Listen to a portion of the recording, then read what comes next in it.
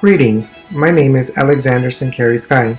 Today, I will be discussing my journey of becoming an educator, how the main themes learned throughout the course align with my personal and professional views, and how I will integrate these main ideas into my own practice.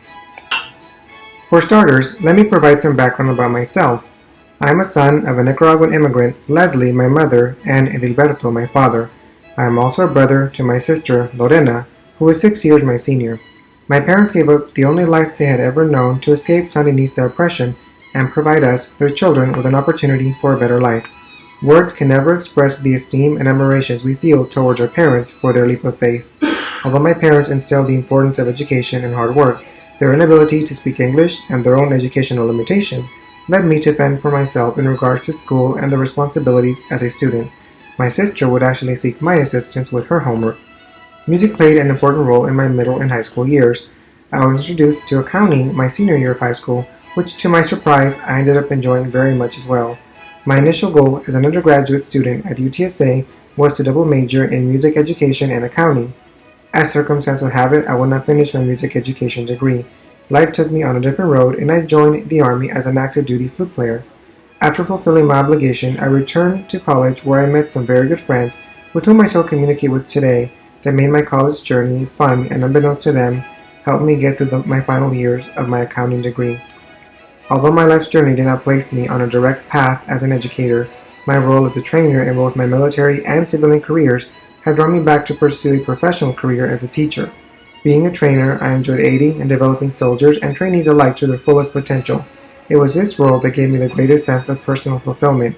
Today, with the support of my loving husband, Osman, I was able to leave my project management career with the company I have worked for 9 years to pursue what I now come to realize is my true calling as a teacher via the pursuit of the Masters of Education, or MAED, with a concentration in Early Childhood Education, or ECE, here at the University of Texas at San Antonio. Coming into education with no formal background or training in the subject was by no means an easy transition for me. This course has helped me grow as an education student by exposing me to theories, realities, and barriers educators have and still face today. Throughout the course, we learned some very important themes that are prevalent in education. Although education has evolved over time and continues to evolve to meet the demands of a changing society, the socio-political nature of education greatly influences who has access to the best resources. Because of this external factor, the U.S. education system will always need revamping as it has in the past. However, this does not mean it is any lesser than those of our foreign counterparts. We still have quite a ways to go if we are to close the educational gap and provide fair access for all students regardless of their socioeconomic status, or SES. We must always keep in mind as a teacher we are empowered in providing the best education to our students, which best is defined and shaped by our own core beliefs. Although there are many educational ideologies, there are 4 that come to mind: scholar academic, social efficiency, learner-centered, and social reconstruction. Each of these ideologies has helped shape our current educational system. For instance, some of our standardized testing was influenced by advocates of a scholar academic ideology.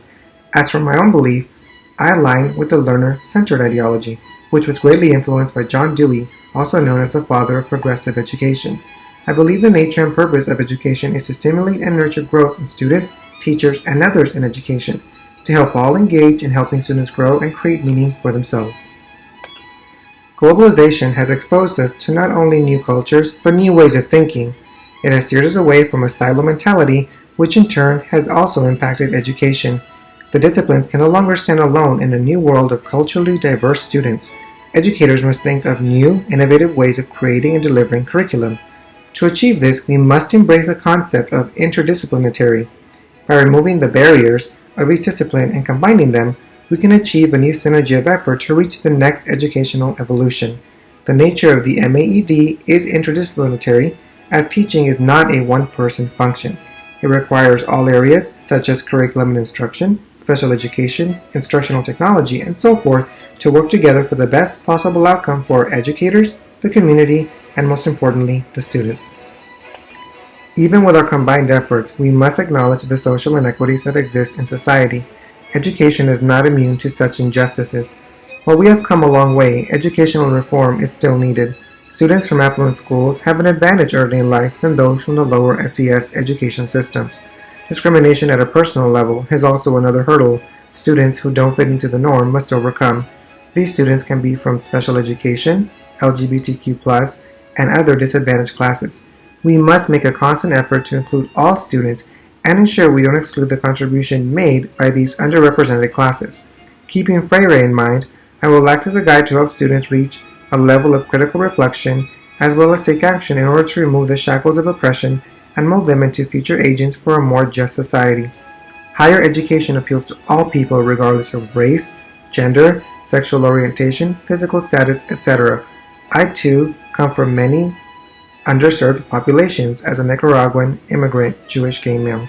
The pursuit of my MAED ECE will allow me to be a positive role model for tolerance, acceptance, and love at a student's most impressionable age. At the heart of it, we are all human. We should respect and celebrate our differences and make this part of our core values. I will foster this hidden curriculum not only in my students but in my peers, superiors, and the community in which I serve in hopes the positive message is carried forward and spreads past my direct zone of influence to create a better society. So how will I teach my students these messages? The better question is, how do my students learn? There are 5 learning theories we covered that provide us insight on what motivates young children to learn and a more recent learning theory on what drives adult learning. Let's take a look at these learning theories a bit closer and how I will incorporate them into my teaching style. Skinner's behaviorism learning theory informs us humans are creatures of habit and our behavior can be shaped by extrinsic rewards and punishments. He believed behavior occurred in the physical world through action. Parents unknowingly used this approach. I personally agree with Skinner. This learning theory will be very useful in the formative years of education as well as with some students who may have a severe mental handicap. Piaget believed behavior transcended the physical world and occurred in the minds of children, or cognitivism. Children do more than mimic behavior. Their internal mental process occurs throughout a lifetime. However, it is most active at an early age. It is important to keep this in mind as children learn to read, do mathematics, etc. The cognitive learning theory can be reviewed a bit deeper as it only takes into account the mental mechanics of behavior. Velikovsky believed learning is not development. However, properly organized, learning results in mental development processes that would be impossible apart from learning. He also believed children develop at different rates, or the zone of proximal development. It is up to the teacher to identify where in the zone the student falls and nurture the child to reach the next level. It is not realistic to expect all my students to be at the same level of development.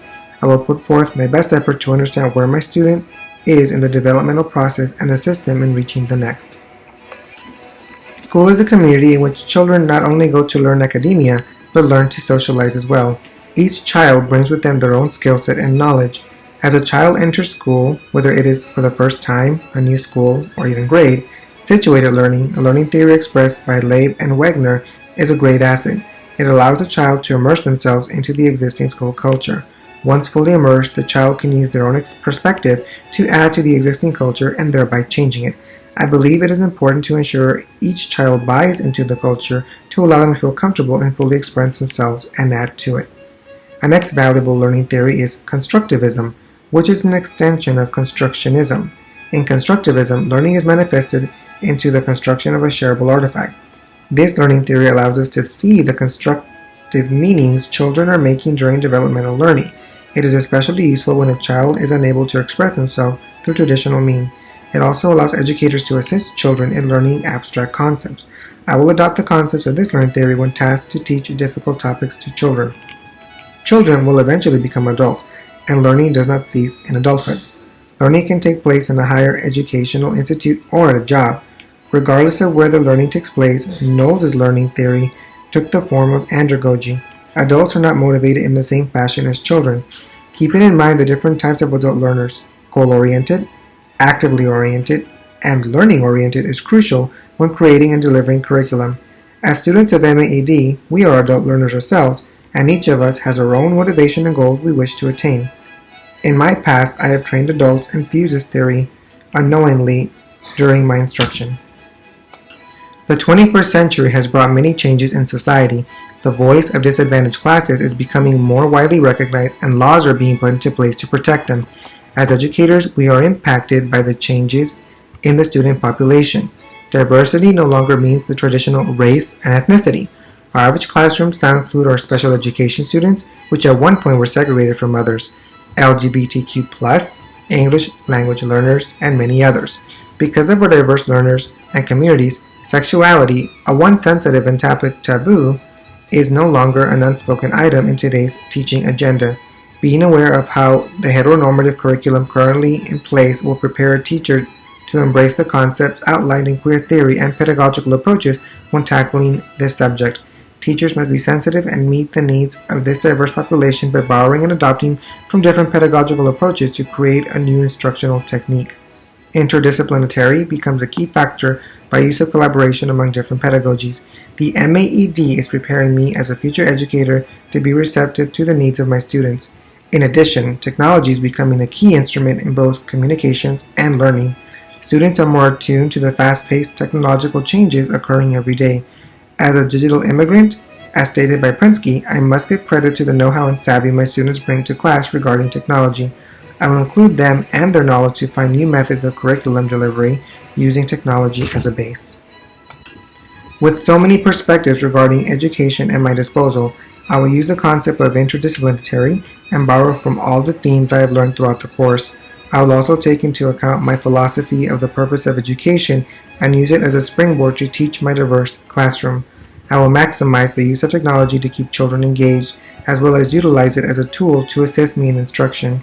Including and making children accountable for their own learning will be my greatest asset as a future educator. Promoting critical consciousness in my students will foster an inquisitive nature, which will allow transformation in self and the world.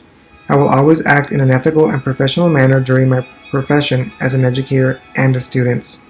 The core values I have gained in ILT 5003 will provide me the necessary skill set to be successful in the now and the future.